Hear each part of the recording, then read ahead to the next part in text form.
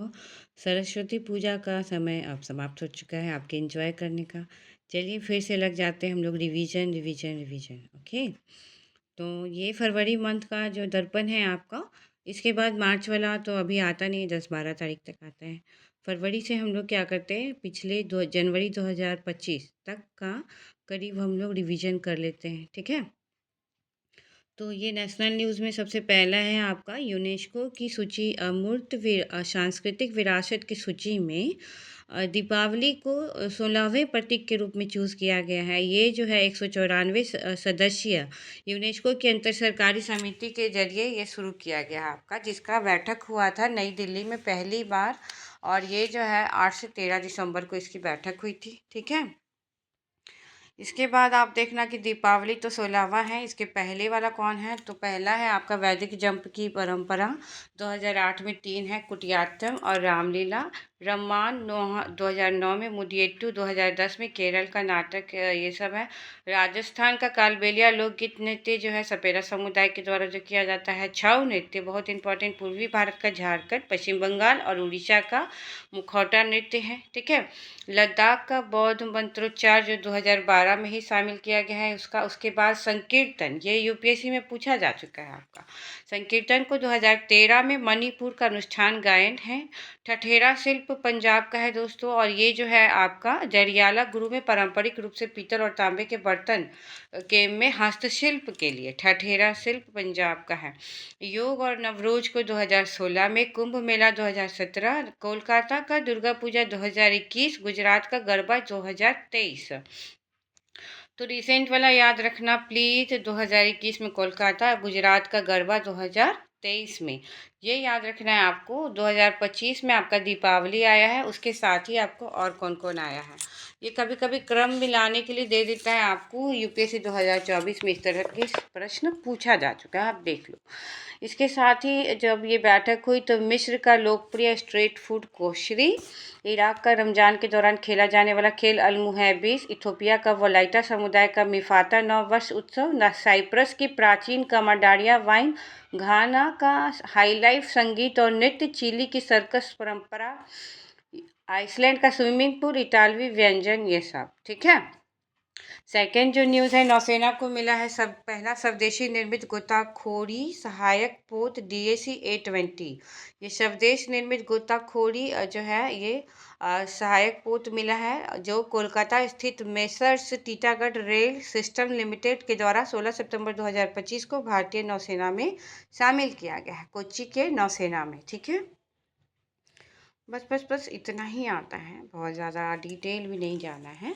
और थल सेना वाला देखिए, थल सेना को मिला है 3 अपाचे हेलीकॉप्टर की दूसरी अंतिम खेप। खेप में आना था, ठीक है। तो दूसरा अंतिम खेप अब मिला है, जबकि इसके बारे में बातें कर ली गई थी बहुत पहले ही। जैसे कि क्या ना कि फरवरी 2020 में ही कहा गया था कि 600 करोड़ रुपए की करोड़ डॉलर की डील पूरी हो गई अमेरिका के साथ, और उसी समय ये आना था हिंडन एयरफोर्स स्टेशन पर, जो है कि आना था, लेकिन हुआ नहीं। अमेरिका की बोइंग कंपनी के द्वारा 2023 में ही इसका अनुबंध किया गया था, ठीक है। तो अभी ये पहुंचा है 2025 में। पहली खेप आई थी जुलाई 2025 में आई थी। 3 हेलीकॉप्टर अभी 16 दिसंबर 2025 को आया है, अमेरिका का एंटोनोव AN-124 विमान के द्वारा आया है, ठीक है। और बनाया है किसने, अमेरिका का बोइंग कंपनी के द्वारा, ठीक है। ये याद रखना, ओके। अभी उड़ता हुआ टैंक भी इसे कहते हैं, बस इसमें और कुछ है नहीं ज़्यादा। नौसेना का देख लेते हैं हम लोग। नौसेना के सी हॉक MH-60R हेलीकॉप्टर के रखरखाव के लिए भी अमेरिका के साथ अनुबंध किया गया है रक्षा मंत्रालय के द्वारा। 24 सी हॉक MH-60R ये जो है इसके रखरखाव वगैरह के लिए फॉलो ऑन पैकेज के तहत अनुबंध 28 नवंबर 2025 को अमेरिका के साथ किया गया है, ठीक है। इसके साथ ही भारतीय उत्पादों के आयात पर 50% टैरिफ लगाने के पश्चात दोनों देशों के बीच जो तनाव हो रहा था, उसके साथ उसी बीच में जो है कि ये समझौता भी हुआ है अमेरिका के साथ रक्षा मंत्रालय के द्वारा, ओके। इसके बाद ना हम लोग वो परम वो वाला देख लेते हैं हम लोग। ये राष्ट्रपति भवन में जो है परमवीर दीर्घा का उद्घाटन किया गया है। ठीक है। और ये जो है ना, इसमें है क्या एक्चुअली कि 21 लोगों का चित्र है जो कि ब्रिटिश काल के सैनिकों के चित्र हैं ये। और 21 परमवीर चक्र विजेता का चित्र है। इस गैलरी को परमवीर दीर्घा नाम दिया गया है। राष्ट्रपति भवन की एक गैलरी में इसको जगह दिया गया है।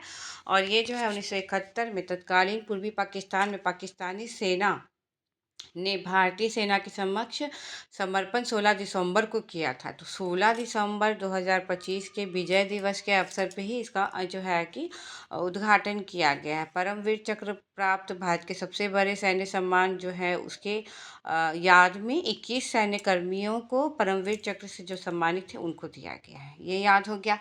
अब दूसरा देखो, प्रधानमंत्री कार्यालय के निर्माणाधीन परिसर का नाम अब सेवा तीर्थ कर दिया गया है। तो ये सांकेतिक मतलब सेवा की भावना एक सांकेतिक अर्थ है इसका। और राजभवन का नाम तो लोक भवन है। राजपथ का कर्तव्य पथ है। केंद्रीय सचिवालय का कर्तव्य पथ है। रेस कोर्स रोड जो है उसका लोक कल्याण मार्ग, ये सभी नाम जो चेंज हुए हैं वो बता रही हूँ। तो ये आपका इम्पोर्टेंट है। ठीक है। ये तो आप देखो कि भारत 2025 का जो सच सूक्ष्म जानकारी यहाँ पे दिया हुआ है, खेल खिलाड़ी कौन नहीं रहे वो सब आपका इसमें दिया हुआ है। ठीक है। अब देखिए हम लोग आते हैं इम्पोर्टेंट न्यूज़ में। ये शांति कानून मुझे बहुत इम्पोर्टेंट लग रहा है। ये पूछे जा सकने की पूरी संभावना है। शांति कानून है क्या? एक्चुअली शांति का फुल फॉर्म होता है sustainable harnessing and advancement of nuclear energy for transforming India 2025। ठीक है। इसका उद्देश्य क्या है ना शांति कानून का, कि परमाणु ऊर्जा उत्पादन में निजी क्षेत्र को बढ़ावा देना। तो ये राष्ट्रपति की स्वीकृति भी मिल गई इसको। परमाणु ऊर्जा क्षमता 8.9 गीगावाट प्राप्त की जा चुकी है अभी तक। 2025 में तो 9 गीगावाट है। ठीक है। पर लक्ष्य क्या है? हमारा लक्ष्य है 2047 तक हमको ये 100 गीगावाट तक प्राप्त कर लेना है, क्योंकि इससे हमारे भारत की कुल ऊर्जा आवश्यकताओं को पूरा करने में 10% की हिस्सेदारी इसकी होगी। इसलिए ये हमारे लिए इम्पॉर्टेंट है। पर जो शांति कानून है ना, ये किसकी जगह लिया है? इस अधिनियम के माध्यम से 1962 का परमाणु ऊर्जा अधिनियम और 2010 का परमाणु क्षति के लिए नागरिक दायित्व अधिनियम को रद्द कर दिया गया है। और परमाणु ऊर्जा नियामकीय बोर्ड को अवैधानिक दर्जा प्रदान किया गया है।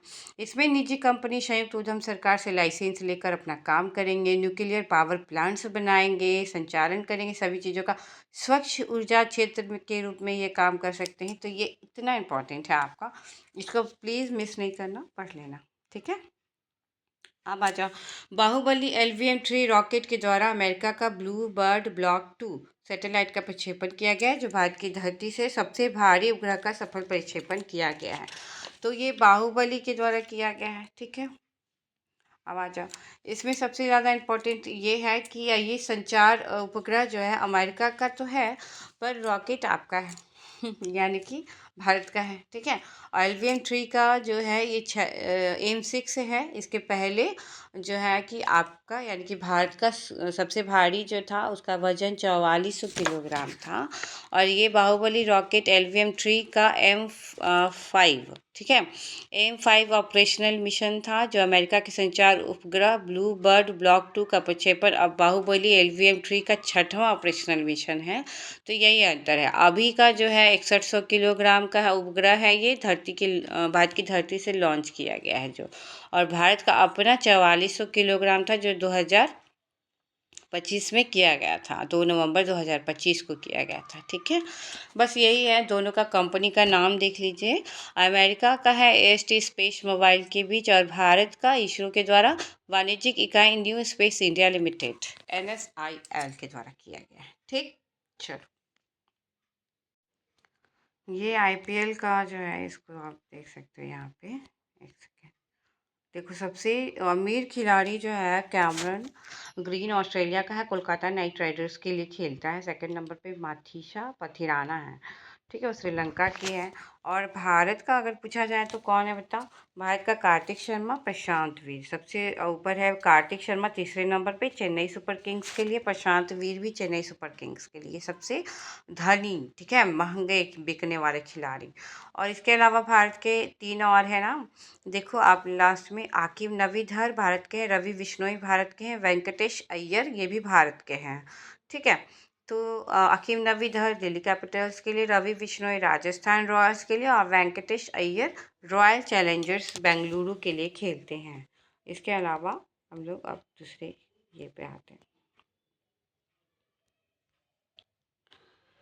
अब देखो आपका ये कुछ योजना है जिसमें आप बिहार वाला देख सकते हो कि बिहार का कौन सा है। तो मुख्यमंत्री महिला रोजगार योजना बिहार का 2025 में 10,000 मासिक की सहायता दी जाती है।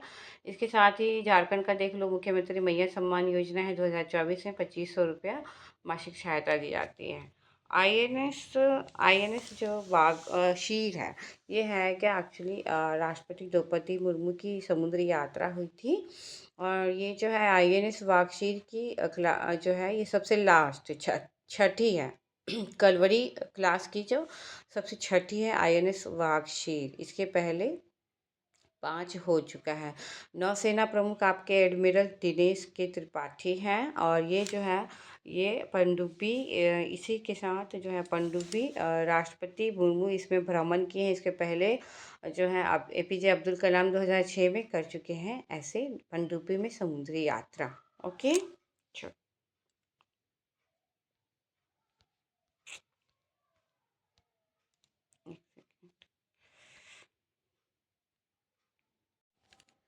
ये देखो जो परमाणु पनडुब्बी आईएनएस अरिहंत से बैलिस्टिक मिसाइल K4 का सफल परीक्षण किया गया है।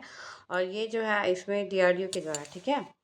तो ये जो है परमाणु शक्ति संपन्न K4 बैलिस्टिक मिसाइल का एक सफल परीक्षण स्वदेशी परमाणु पनडुब्बी आईएनएस अरिहंत से किया गया है। आईएनएस अरिहंत से K4 बैलिस्टिक मिसाइल का परीक्षण किया गया है, जो 3500 किलोमीटर दूरी तक मारक क्षमता करने वाली मिसाइल का सफल परीक्षण 23 दिसंबर 2025 को विशाखापट्टनम में बंगाल की खाड़ी के तट के निकट से किया गया है। बस यही एक इम्पॉर्टेंट है, 3500 किलोमीटर जो है इसकी मारक क्षमता है, ठीक है। डीआरडीओ के द्वारा नौसेना में इसको शामिल करने की संभावना भी की गई है।